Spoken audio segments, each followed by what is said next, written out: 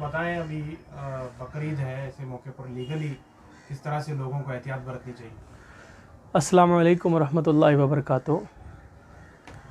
ये वीडियो जहां तक भी पहुंच रहा है, ख़ुसूसी तौर पर पूरे कर्नाटका स्टेट के अंदर, बिकॉज़ मैं पूरा इंडिया भी बोल सकता हूँ, लेकिन हर स्टेट में एक अलग अलग ख़ुद का क़ानून है।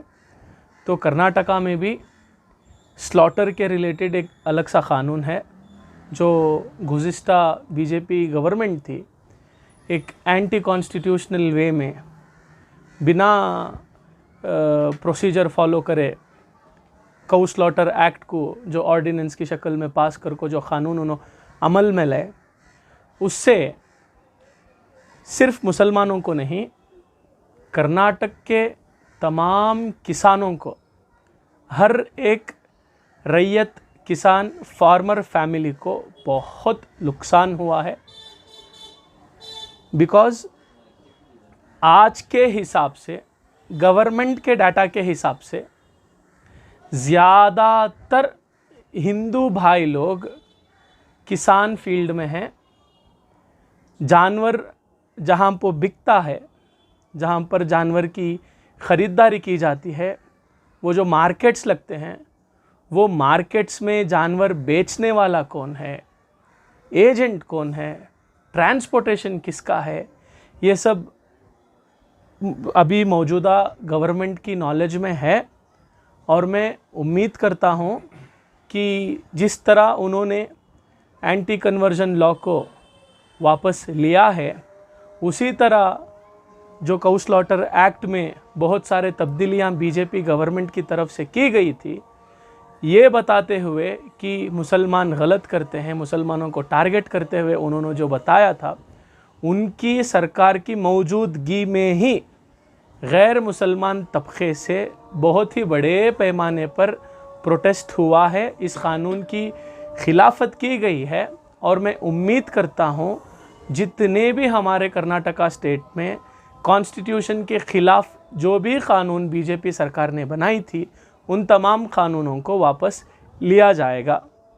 रही बात बकरीद की, ख़ास करके मैं हमारे नौजवानों से आजिज़ाना गुजारिश करता हूँ, आपने जो भी जानवर की ख़रीदारी की है, बराए मेहरबानी शो ऑफ मत करो। जानवर को रोड पे ले को आना, रोड पे उसका वॉक कराना, शो कराना, मेन रोड्स पे लाना, घर के सामने बड़ी बड़ी जगह पकड़ के जानवर को बांध लेना, ऐसे चीज़ों से बचे।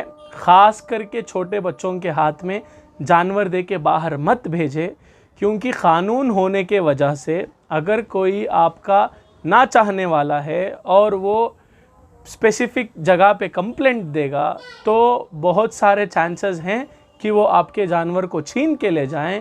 जब तक आप लीगली जाके फ़ाइट करके लड़ेंगे, क़ुरबानी ख़त्म हो जाएगी।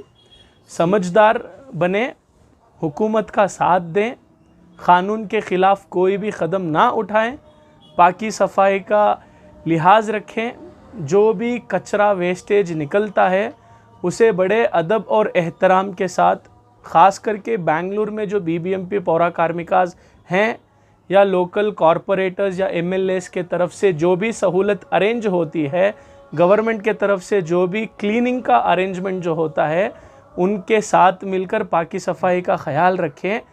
गवर्नमेंट और हुकूमत से हमारा दीन, हमारा मज़हब नहीं है।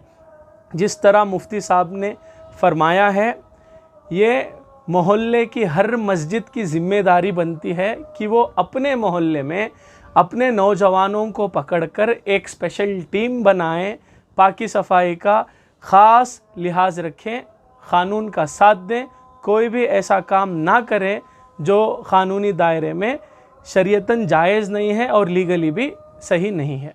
आपका नाम? Advocate Saddam bag.